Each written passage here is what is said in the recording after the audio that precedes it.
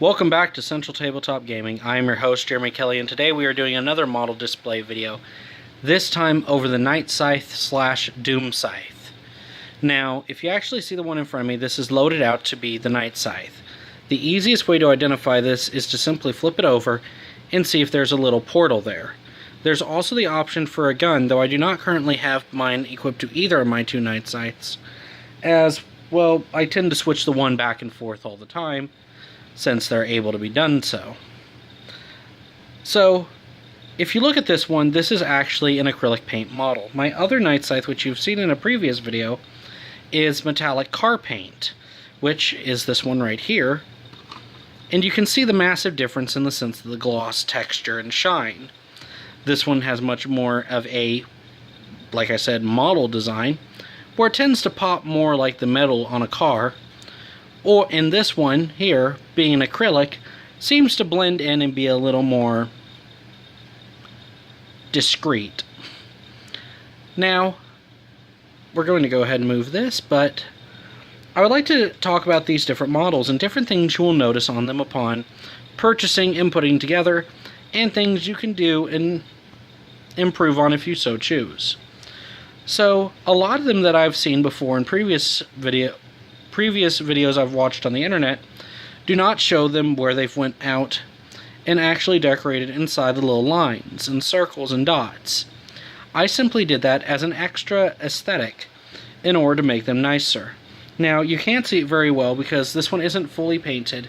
I still haven't painted the guy inside and his cockpit and all that, due to the fact that I wanted to just kind of show a little bit of the base right now since I'm still working on it.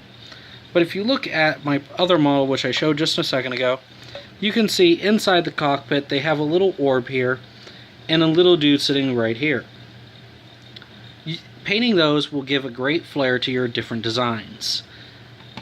Adding little things like I done with these, where they have little stripes on them, also gives a nice aesthetic to them, giving them that little extra pop where it may suddenly seem to dull and dampen. Also, another step I went above and beyond with, it's hard to see, but you'll see that the inside of the vent here is also painted silver on the very bottom layer. When attaching this piece is completely separate from the model down below.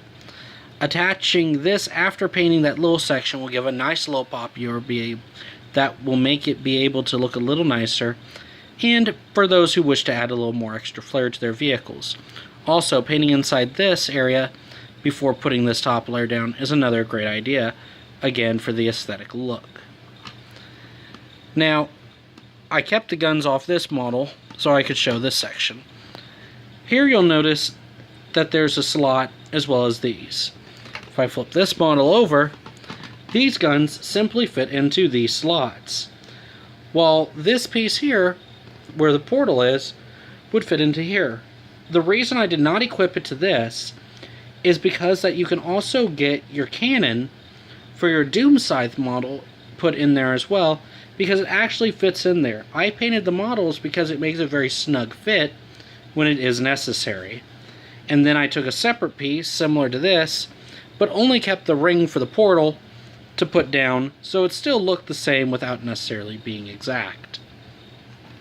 Also, another way to make your model stand out, feel free to just paint the little extra areas, making those little dots stand out a little more. It just looks that much more impressive. And remember, for tournaments they also usually have the rule of a 3-color scheme. So, when you're choosing your colors, make sure you've chosen 3 vaguely well-combined colors. So, for me, I did white, silver, red, where this one was actually a different shade of white, silver, and red, though this does look white, grayish. It actually is just a dull silver. The guns on this one were orange, while the guns on my other one were red, as well as the portal. But these Night Scythes are relatively small compared to some other vehicles that you will see from other flying units, and I wish to do another comparison using my friend's Dark Talon from his Dark Angels army.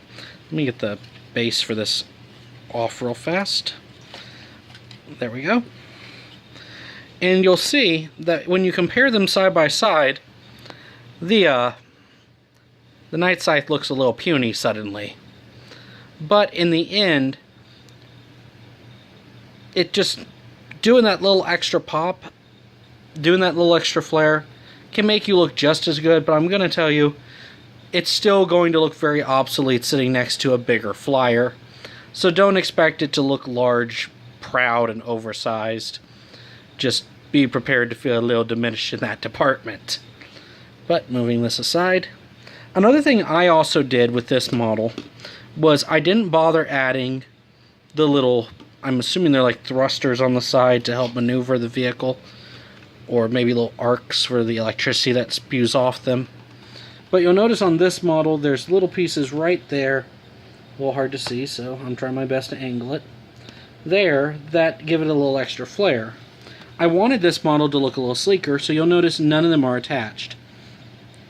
The reason I did it for this model also is because that little extra Star Wars flair where it looks like it has a trench going down the side. But hey, that's just me.